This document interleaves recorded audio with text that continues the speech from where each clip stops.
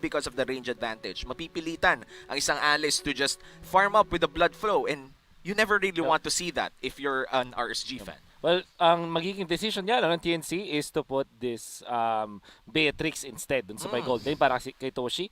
Pero kasi masasabi ko sa TNC, okay lang to in a way na may gene talaga si Toshi na mag-bang-bang eh. Parang ganun siya eh. Mala marksman from way back, maybe 2 years ago. Tapos yung signature post ni Toshi, nakabaril din siya eh. So, sobrang familiar play ng isang farming marksman para kay Toshi. Kaya nga naman din siguro TNC i-channel yung energy na yon.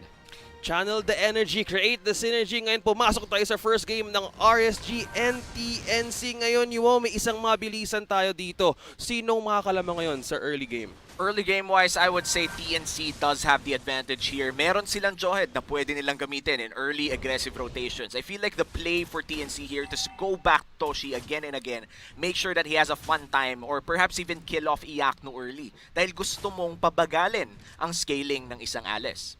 Kanina pinag-uusapan that was a good point here. They were trying to point out that TNC right now will have an open window talaga in taking the advantage kung paano madedelay ang RSG, which mostly on their games, they want to focus on objectives, especially ngayon si Nas. He is not on the Thams. How about the challenge right now na napunta sa TNC yung kanyang mismong hero? Well, the Thams definitely is a great pick, but there are a lot of times na pwede mo siyang i-counters. Medyo simple lang. You just don't have to, you have to respect the Covenant Inferno, that's for sure. Pero if you could create distance, yun lang kailangan mong gawin because the tankiness of the Thams comes in from the Covenant Inferno. If hindi siya makalapit sa'yo, it's not gonna make a lot of sense. Anti-heal at hayaan mo lang siya mag-cut kung gusto niya mag-cut. Pero meron ka na, ang pwede mong gawin para din ma-counter yung Thams is take advantage mo yung range ng mga heroes mo like Beatrix as well as Farsa. Para naman sa TNC, gusto ko yung ginawa nilang dual lane dito tapos challenge pa ng RSG dun sa may top lane. Nakikita natin ang emphasis ng dalawang teams which is making sure na yung kanilang gold lane ay magkaroon ng magandang laning stage. So kailangan ingatan nila ang kanilang opportunity ngayon as well as dapat hindi mababasag. Kumbaga on point lang sa objective, doon makakapunta or makakakuha ng magandang momentum ang TNC. Definitely. Ang momentum ng TNC ay manggagaling sa snowball na pwede nilang gawin around the gold lane area. Again, farming to si Toshi, may late game scaling, pero magandang strategy na pabilisin ang late game na yon. Kumbaga, bigyan mo ng kills, bigyan mo ng gold. And this is why Chu is here by level 4. Pwede nilang i-dive ang Alice the moment na pumasok sila underneath that turret. Merong mga pagkakataon pwede mo, but si P-God kukuha dito ng kailangan niya munang tumakas from that engagement. Medyo napaaga dito ang bisita ng RSG but TNC is slowly rotating faster than RSG ngayon. Pero dahil alam nila kung saan papunta, kung pwede ma-deny ang kanilang progress. Yeah, and speaking of progress, Turtle already up. RSG has better control over that area. Kailangan makagawa ng play dito si Light to establish a little bit of control. Nats though, level 4, magandang pwesto to for an Electo final blow. But level 2, Light goes down. Jawhead hindi muna nakaabot doon sa isang contest na damage. Medyo tumaas. Toshi will have that trade 1-1 with the backline fire there. Mukhang RSG ang makakuha ng Turtle. But from the bot lane, Der and Nats with the contest with the one-on-one. Electo final blow release for an aggressive chance to take him down. But Nats going down low there. Medyo naging defensive lang doon para mapaalis lang mismo sa lane. We didn't even have to do anything much. Literal, nag-Covenant Inferno, nag-Vengeance, the Benedetta, kailangan na niyang umalis that moment on. And TNC, even if they lost the Turtle, Toshi, hindi natin nakita sa camera, sobrang sayang na solo kill niya si Iakno. Walang assist yun. Mag-isa siya. Arguably, ang isang Beatrix, lalo na pag nakakuha ng ulti, ay lalamang na doon sa isang Alice. Kasi yung Alice, hindi na siya pwedeng magbato basta-basta ng kanyang flowing blood. Pag nakita ni Toshi yung opening na yon ni Beatrix, kokombohin niya yung Alice, especially after ng flowing blood. Kaya naman makakuha siya ng kill. I love it. Light, kung ngayon ng TNC, what they need to do is tamang precision, tamang positioning lang kailangan nilang gawin for RSG just to make their composition work. Kaso ngayon, I think RSG is just making them use these resources. But Toshi here being pushed back by Heath. Light mukhang natrap doon. Here comes the Calvary. Tatlo ang sasalubong na wala doon si Iyaknu. Pinipigilan nila ang pag-scale and stack. But that TNC with the push there and takedown. Wow, great rotation coming in from TNC. Pero ang favorite part ko doon, simpleng 3v2 lang naman yun. Pero yung bumili siya ng heptasis habang bumabaril. Kakaiba na nagsha-shopping tapos bumabaril.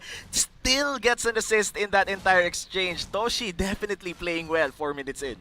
Ulit ako, parang dineliver pa yata ni Heath papunta kay Iyakno yung ultimate niya, yung quad shadow, yung shadow kill. Nako, eto na yung nakita natin. There will go down there. RSG completing rotation, map awareness, hinahati ngayon ng TNC na makapagbigay vision. Meron silang Farsa din as P-God. Kaso medyo nauna lang sa, kumbaga sa movement speed na binibigay ngayon ni Aqua just to maintain their control sa mapang to. Yeah, and makita natin na Nats almost went down in that entire fight pero nakatakas siya using the many dashes na meron ng isang Benedetta. And this is mainly why you get the Benedetta. Maganda siya in skirmishes, a lot of mobility means a lot of possible plays. Isa na yun sa mga possible plays na nangyari. That was the best case scenario for RSG. Dahil kung namatay yung Benedetta doon, they would have lost control over this turtle. This will be a contest here. That is Chu and Light. Merong payong sa bush. At ngayon, meron tayo ngayong magaganap na isang depensa o Light in trouble. He'll Jawhead. Tatlo ang makakuha sa kanito. Aqua takes in for the kill. Walang nakalapit doon sa turtle. Medyo nagkaroon pa ng alinlangan. But Chu going in for two members of RSG. Depensa sila ngayon, but P-God will be escaping by wings. Nakikita na ngayon sa TNC, medyo nagiging defensive ang kanilang galawan ngayon. Mainit to si Heath. Naaamoy niya pag nagkakamali ng positioning ang TNC. And sa sobra, this is a power of a Tigreal. Again, first pick ever in MPL Season 8 is Tigreal. The power of the Tigreal is nakakapitalize niya yung mga positioning errors ng TNC. At di na naman kita sa camera, patay na naman ang alis. Grabe to si Toshi. Ito yung pinag-uusapan natin kanina, kung maka-momentum si Beatrix, kailangan hindi lang talaga siya mamatay para makakuha lang doon ng magandang edge. Pero ngayon, he just with the minutes here, 6 minutes, 2-0-1. Mas malala. 6 minutes, 0-3-0 na alis.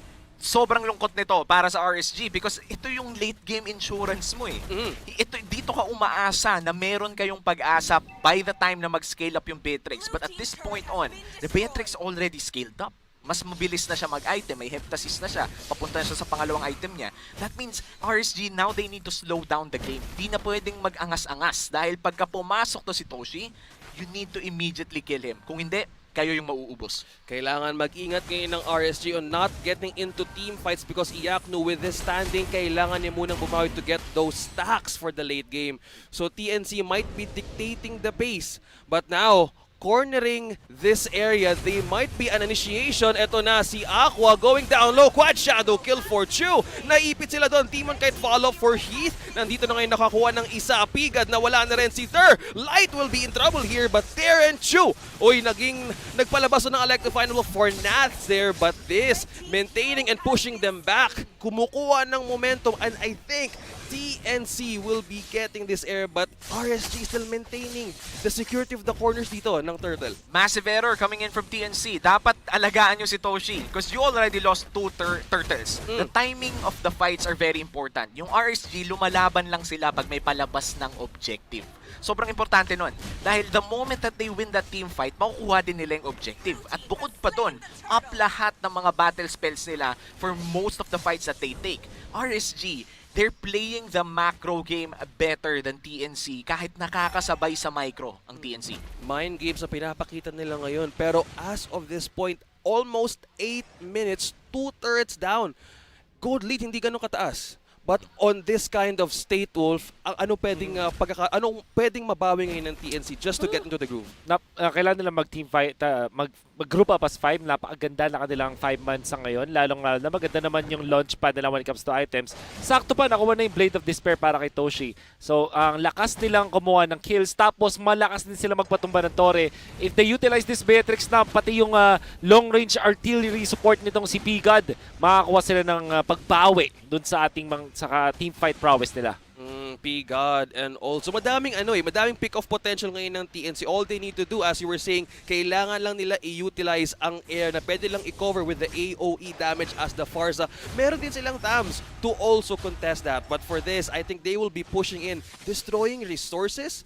As of this, 0-3 pala na si Iyaknu, but looking at the stats also from Toshi, 2-1-1 rin. He had fallen, pero hindi naman ganun kalakas or hindi man ganun kalala yung impact nun as for Beatrix. The game is still dead even. 25k on both teams. Lamang pa nga yung RSG ng 100 lang. At this point, divided lang yung gold. You would want Iyaknu to have more gold on the side of RSG, pero okay na okay din lang na si Demon kahit yung pinakamayaman right now. Dahil tignan mo yung bawas nito mamaya.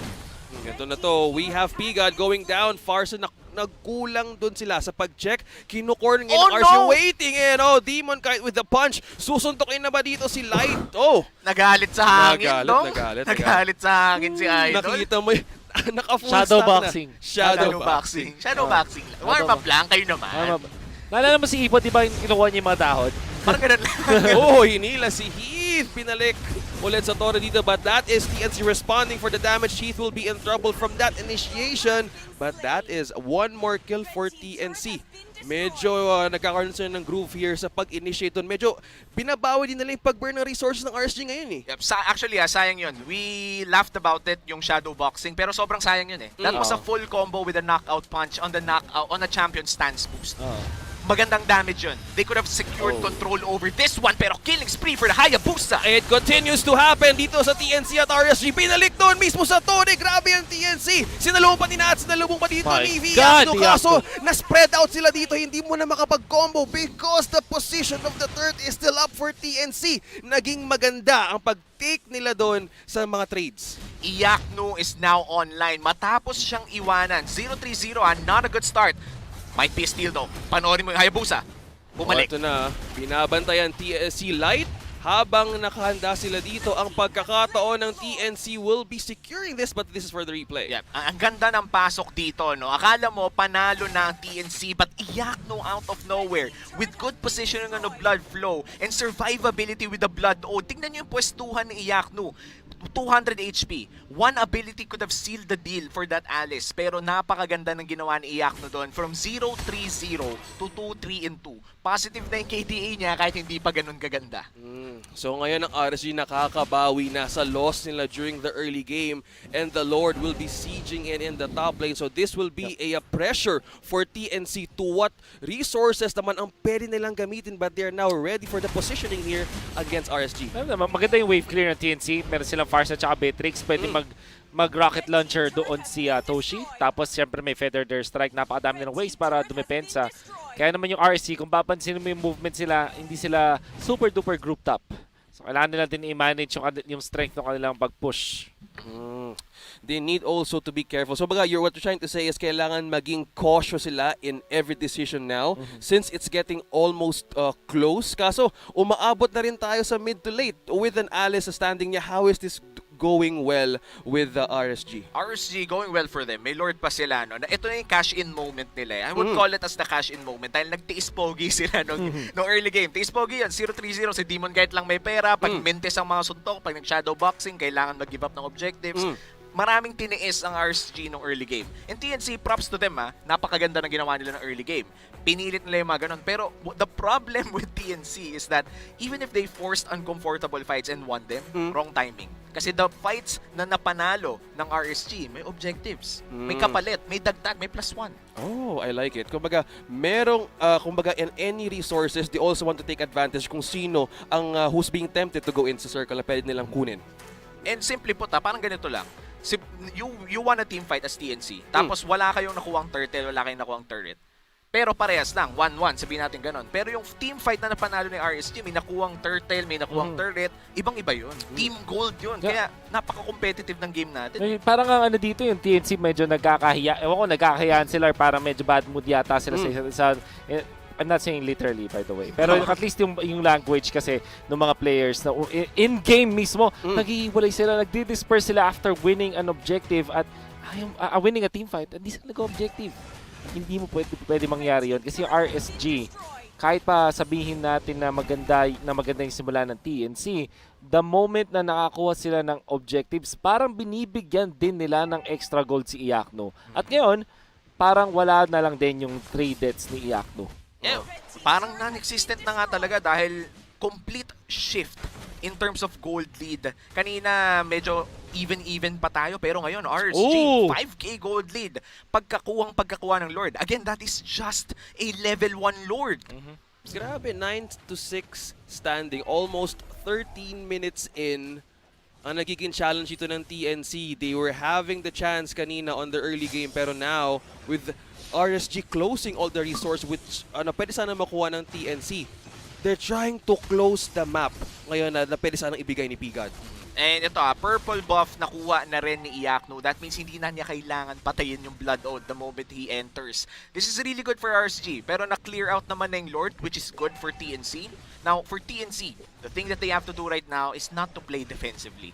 I feel like we're past the point na pwede pa kayong mag-defensive play dito. Mainly because the Alice would only get stronger and stronger. Siguro may isa lang kayong kailangan antayin. Isa pang item para kay Toshi or kay Chu. Other than that, you need to fight.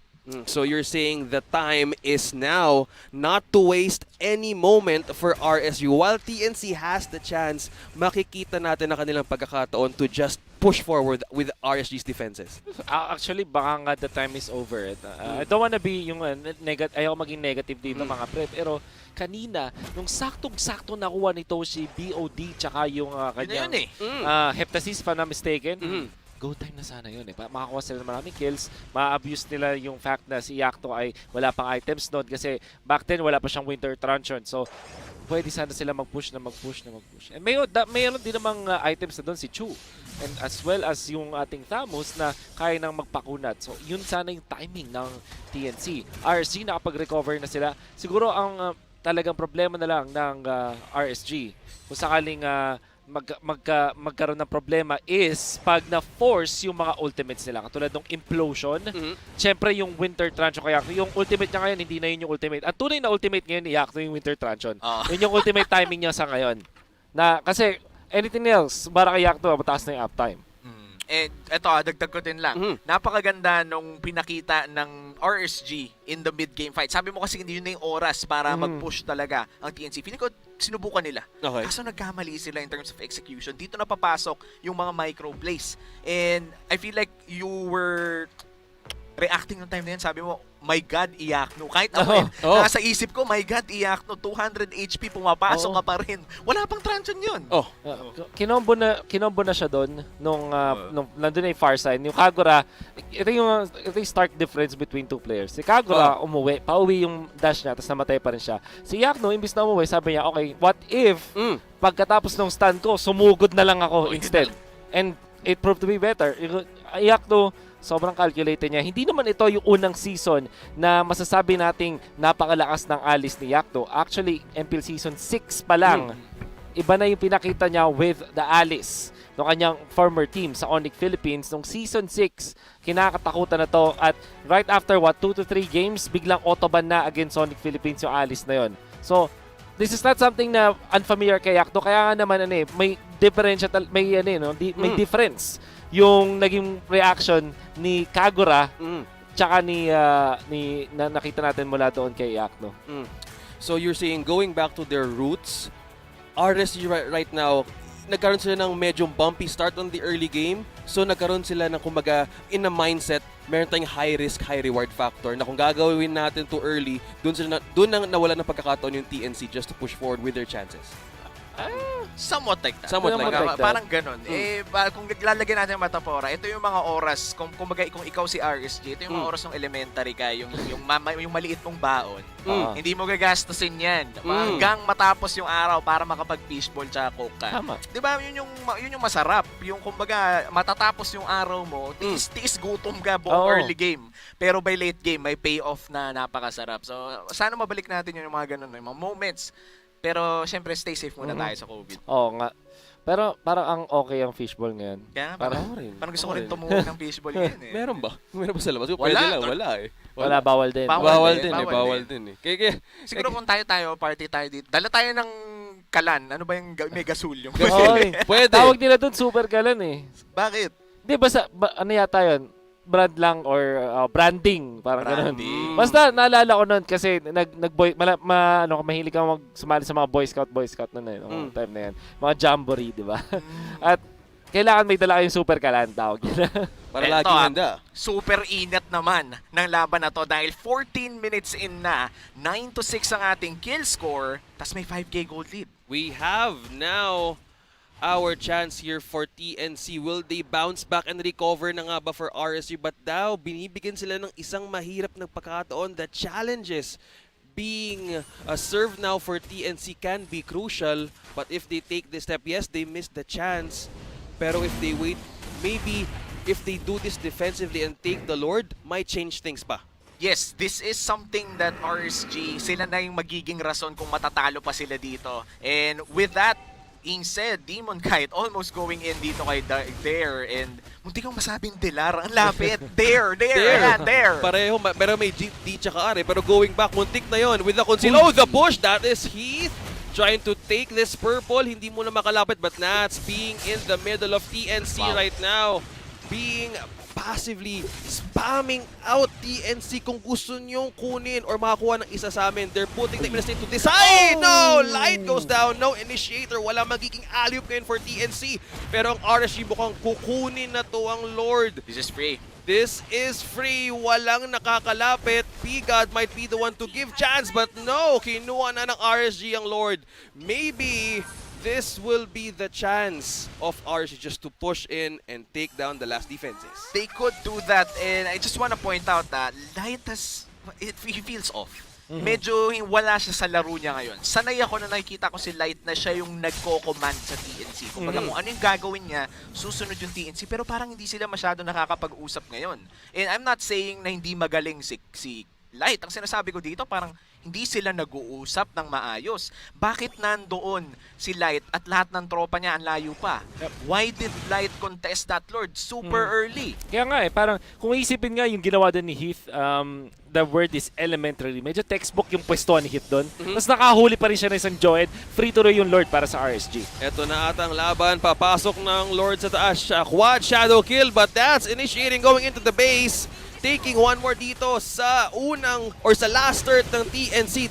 They won't go down easy here. Ayan na yung initiation kay Chu. Aqua going to be on the low. Ngayon, RSG will be retreating. Medyo tinamaan sila dun ng sakit galing TNC. This is the power of the Beatrix pick. Umabot na tayo sa late game. We're 16 minutes in. Yung rocket launcher, grenade launcher na meron to si Toshi, ang bilis mag-clear out ng minions. That was a 4v5 and that was a Luminous Lord. Pero hindi nakakuha ng dalawang inhibitor turret ang RSG. They only got the one in the top side. Other than that, mukhang makakalamang pa ang TNC dito. But how much time do they actually have until makapasok ang RSG? Good question there. Kumbaga, if they will have this miscalculation the side of TNC, it won't go down or kumbaga it won't do any good right now. Kumbaga karoon ba ng konting may hesitations pa eh sa pag-initiate ngayon for RSG. And why is this happening right now even at this point? Well, yung TNC kasi magandang wave clear nila. Masasabi ko dahil inuulit nga natin mula sa kanina, meron kang rocket launcher or grenade launcher, tapos meron kang grenade launcher ito. It is a grenade launcher. It is a grenade. Tama, grenade launcher. Tapos meron ka bang Farsa. So, surely, may clear talaga yung waves. However, ang problem with TNC, wala sila nung parang outright scaling na bumababad sa teamfight kind of hero. Sabihin natin yung Beatrix, mataas yung kanyang scaling, gamit yung kanyang items. Kaso, nagre-reload kasi ang isang Beatrix. So, hindi siya katulad ng isang Alice na pwedeng mag-activate ng ultimate niya forever. O kaya naman ng Pakito na kahit hindi tumatama yung skills, ay pwede pa rin niyang gamitin over and over again dahil dun sa reset factor nga. So, yun yung problem ngayon sa TNC. Meron silang bridge papuntang late game, pero wala sila nung heroes mismo sa late game.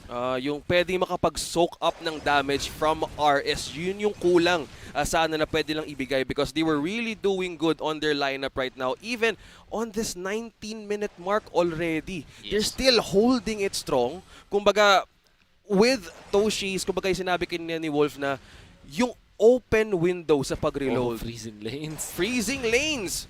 Taking small window of opportunities will be the key for RSG.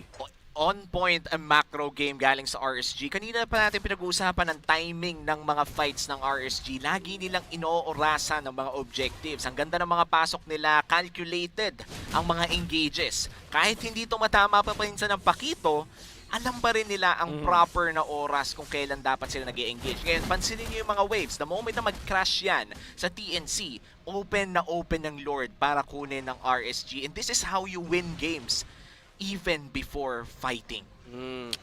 This will be the resources na kakailanganin ng TNC to contest if they want to take this further. May malakas pa rin silang heroes here just to go on head-to-head for RSG. So you're saying hindi pa to ang pwedeng, kumbaga, ang daan para matalo sila? Well, I would say na parang medyo okay pa naman Okay si pa? RSG. Ay, si TNC, they could still go for this engage, especially during the Lord take. Though, mawawalan sila ng inhibitor turrets, that's for sure. If they go against the Lord, mawawalan pa rin sila. Either way, mawawalan sila. Yeah. Ang argument naman, ang argument ko dito is, what if i-risk na nila? Instead na playing not to lose, i-play to win mo na, di ba? Laging nga nila sinasabi. Kasi para mangyari dito sa TNC, okay, fine, makapag-defense sila hanggang mabulag sila, makapag-defense sila. Oh, Pero what if mag-risk sila? Katulad ng ginagawa nila ngayon. mukhang tinapon nun pabalik si Heath para makakuha ng damage ang TNC, trying to deny the defense of RSG. Pinato doon si Heath sa likod. Ayan ng Feather Airside bumagsak. TNC is going in aggressive, releasing Electo final blow kay Nats. Inactivate ang Oh, resources. Ayun, nilapag na ang umbrella but Iyaknu with the killing spree. Tuloy-tuloy na ang laban dito. Toshi? Toshi binalik sa base. RSG is focusing in taking down there from the back pero is still sustaining the damage dito. Malakas pa rin ang binibigay but RSG with the punish and damage with the double kill na rin dito for Aqua TNC, losing 3 members sa laban na yon. Might be game here. It is a 2v5. Kung kukontrolin na lang nila yung waves, they don't even have to take the Lord. But I do think that taking the Lord here is the safer option. Yep. Pero pwede nila tapusin to dahil 30 seconds pa si Chu at si Light during this entire push. Grabe, ito na ang RSG. Mukhang kakatok na sa base ng TNC. Lock on turret na pero nakadepensa pa rin si Farsa pero hindi na ito magiging enough for TNC to push forward in defense, and RSG will be taking the first game against TNC. Grabe. Isa yun sa mga, yun yung sabay pa tayo. Dahil napakaganda talaga ng laro ng RSG that time. I would say that it's not the flashiest type of game. Di ka makakita ng mga intense outplays.